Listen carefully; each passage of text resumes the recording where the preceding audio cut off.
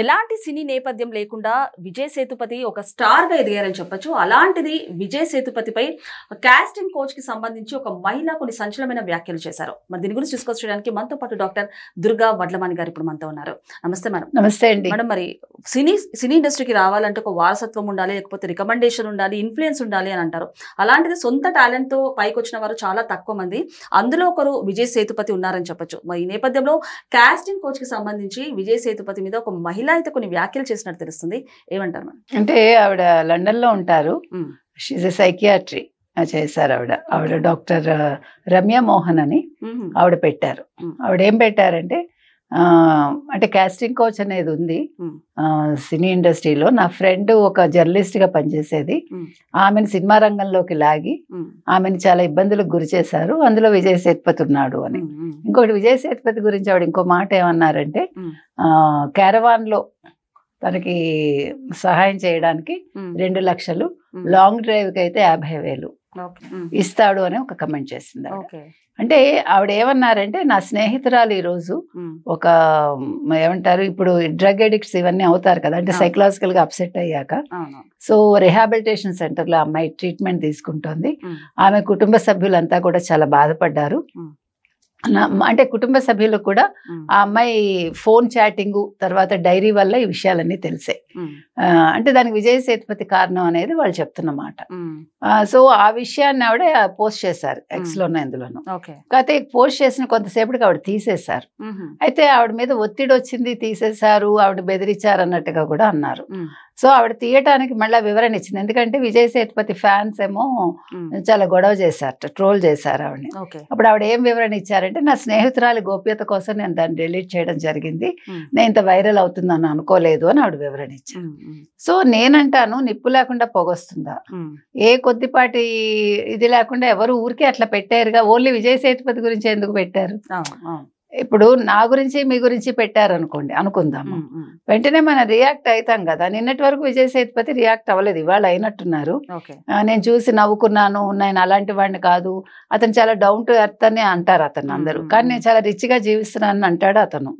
So ఏది ఏమైనా ఇవాళ ఇవన్నీ చూసి నేను నవ్వుకున్నాను, మా కుటుంబ సభ్యులు బాధపడ్డారని అతను అంటున్నాడు. తర్వాత సైబర్ క్రైమ్ లో రిపోర్ట్ చేస్తాను ఏదో చెప్పాడు అతను. ఏది ఏమైనా కాస్టింగ్ కోచ్ అయితే ఉందండి ఇండస్ట్రీలో. దానికోసం చాలా రకాలుగా మహిళలు బాధపడుతున్నారు. ఈ డ్రగ్స్ అనేది కూడా చాలా ఎక్కువగా ఉంది. సో వీటి మీద నియంత్రణ ప్రభుత్వాలే తీసుకోవాలి. ప్లస్ ఈ సినిమా ఇండస్ట్రీ అనేది ఒక రంగుల వల నన్ను అడిగితే. సో ఆ వలలో చిక్కుకోకుండా వీళ్ళు మరి పైకి రావాలి అంటే అది ఎవరికి వాళ్ళు పోరాటం చేయాలేమో మనకు తెలియదు దాని గురించి. మేడం ఇంకొకటి, ఒకే ఒక ఛాన్స్ అంటూ కూడా చాలా మంది వీళ్ళు కానివ్వండి లేకపోతే వస్తూ ఉంటారు సినీ ఇండస్ట్రీకి. ఒకే ఒక ఛాన్స్ ఇస్తే చాలు, ఒక స్క్రీన్ మీద కనిపిస్తే చాలు అంటూ కూడా ఒక ఆశతో వస్తుంటారు. అలాంటిది కాస్టింగ్ కోచ్ తోటి చాలా మంది సతమతం అవుతున్నారు, అలాగే వెనుదిరుగుతున్నారు, కొంతమంది హింసకు గురవుతున్నారని చెప్పొచ్చు.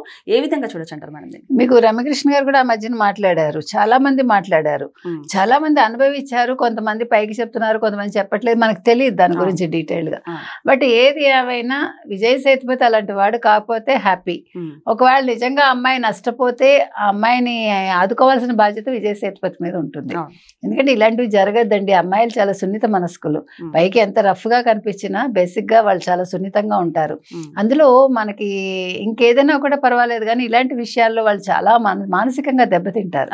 అది కోలుకోలేని దెబ్బ. ఇప్పుడు నిజంగా విజయ్ సేతుపతి గారు తప్పు చేయలేదని అనుకుందాం. సో అది మరి ఆ రకంగా చేసినప్పుడు ఆ కుటుంబం ఏంటి ఎవరు అనేది తెలుసుకుని ఆయన వివరాలు కూడా పెట్టాలిగా. అమ్మాయికి ఏం జరగలేదు, అట్లాగా పలానా అమ్మాయి గురించి ఆవిడ పెట్టారు అని. సో ఆయన ఆ వివరణ ఇస్తే బాగుంటుంది.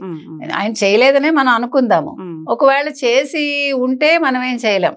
చేయకపోతే అమ్మాయి ఎవరు ఏంటి, నిజంగా రిహాబిలిటేషన్ సెంటర్ లో ఉన్నారా లేదా, ఈ డాక్టర్ చేత వివరణ ఇప్పిస్తే బాగుంటుంది. అండ్ ఇంకొకటి మేడం, కొంతమంది మీరు అన్నట్టు ఇంటెన్షనల్ గా పెట్టే అమ్మాయిలు కూడా ఉంటారు మామూలుగా, కొంతమంది ఫేమస్ అవ్వడం కోసం. ఇంకా కాకపోతే మీరు అన్నట్టు ఒక్కళ్ళనే టార్గెట్ చేసి అలా పెట్టిందంటే యాక్చువల్ గా సెల్ఫ్ రెస్పెక్ట్ గురించి చాలా మంది ఆలోచిస్తారు మహిళలు.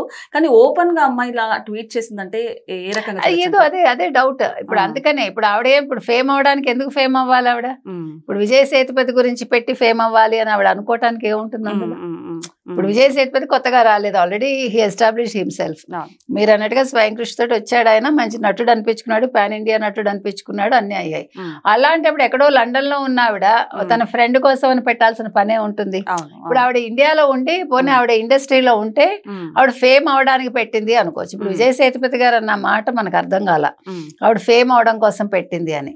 ఏది ఏమైనా ఇలాంటి విషయాల్లో ఎవరికి వాళ్ళు క్లారిటీ క్లియర్ గా ఇవ్వాలండి.